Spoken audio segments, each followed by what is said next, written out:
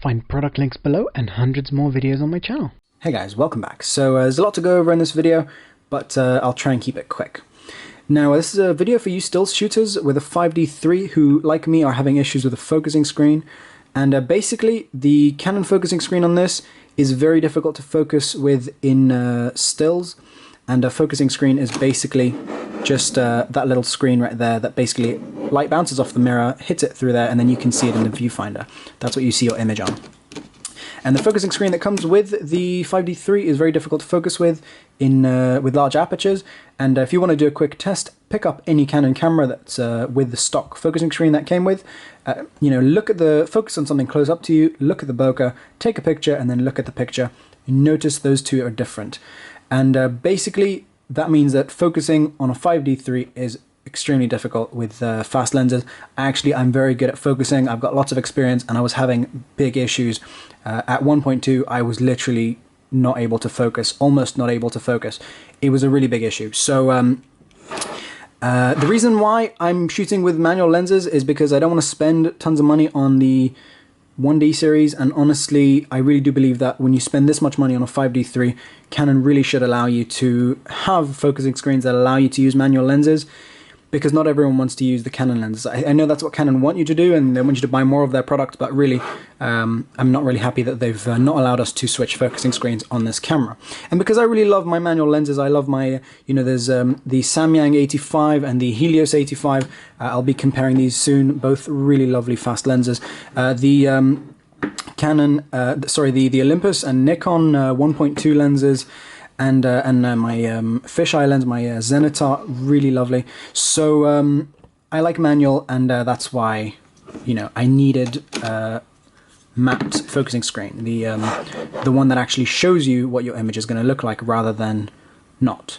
So basically, this focusing screen that I've used here is a Canon one, so it's not costing you loads of money. Like you can get focusing screens intended for the 5D3, but they're more expensive. I'll have some links below. Maybe I'll be able to find an inexpensive one as well. But from what I've seen when I researched this, they were all in the hundreds, at least upwards of $100, maybe more than that, maybe like 200, I don't remember. But basically, not one I wanted to spend on a focusing screen. And also, I didn't know what their quality was because they were from sort of unknown brands.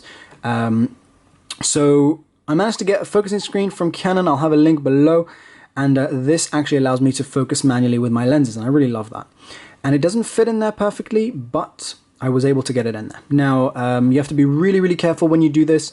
I have no idea if this voids your warranty. I have no idea if this is safe to do. For me, it worked well, but obviously do this at your own risk. Now, what I did here, I took a piece of packaging material and I cut it to size and I slid it in there like that. And that made sure that when I was opening it up, I wasn't like dropping any screws into the center or anything like that. And basically what you do to open this up is you've got a screw there and a screw there, and very easy to open those, and then you just remove this metal piece here that comes out. And that's it, and then you've got access to your focusing screen, and it is roughly the same size as the other Canon ones. I'll have a link below to the one that worked for me. And the thing is, it doesn't have a little connection at the bottom where it should slip into the body and connect to the body. So instead of that, I've had to use Blu-Tack.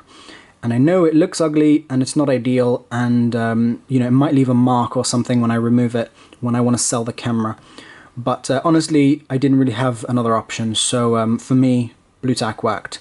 And I had to be really careful with it. It took quite a while to actually get it in there nicely, but I got it in there without getting too much damage to the focusing screen. And yeah, and basically just put little pieces of Blu-Tack onto the end of a really tiny screwdriver and just really gently pushed it, and then put another little tiny piece and gently pushed it into place. And eventually I got that to hold just fine. And you have these frames. When you remove this, you have some frames that go behind and in front of the focusing screen. I believe one of them goes in front of it towards us, and then one of them behind it that way. So, or maybe 2 or 3 behind it, I'm not sure. And basically these are really thin discs that vary the distance or control the distance between the focusing screen and the mirror. And that is very important. If you don't have those in the right order, your focus is not going to be accurate at all.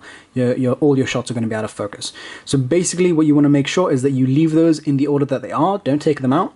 So just remember where the focusing screen goes in regards to those discs. So if it's in between a couple of discs, and they're easy to tell apart because they're different colors, so it's going to be easy to put it back in. You just have to remember where it went. And then once you do put it back in, you want to push it. You want to make sure that it's you got something somehow holding it in place, like the Blu-Tack I have here, and you want to make sure that it's fully pushed up towards the top of the camera and not loose at all, because if it's loose, again, you're not going to get focus.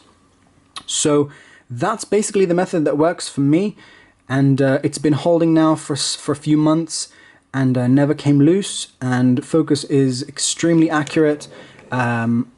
This made my camera usable, basically, so I'm really happy with it. Before, I was literally just unable to properly focus, and I'm very experienced at focusing with manual lenses, but I still, I couldn't do that. So I was having real issues with focus. So this actually allows me to now use my 5D3, and I'm really happy with it. So I am unfortunately seeing, let's see if seeing a little bit of that Blu-Tack in the, so there's my focusing screen, and I'm seeing that Blu-Tack just a little bit there. But, it looks ugly, and I've managed to scratch and get dust on the replacement focusing screen, but luckily I was really careful with the original Canon focusing screen, so when I want to sell the camera, I'll just get the focusing screen, the original one back, replace that with this, and then that'll be good as new. And so yeah, that's ugly, but honestly I don't really care. I'm getting focus, my images look beautiful, so that's all I really care about. And that's pretty much it. Another thing is that you want to be really careful when you're switching out focusing screens. Don't touch them. I'm sure there's tutorials online about more stuff about focusing screens, but basically don't touch the focusing screen. Be really careful with it, because once you touch it or get it dirty, it's pretty much dirty forever. So hope that was useful. Hopefully that's helped some other people, and don't forget to subscribe. Don't forget to check out my other videos.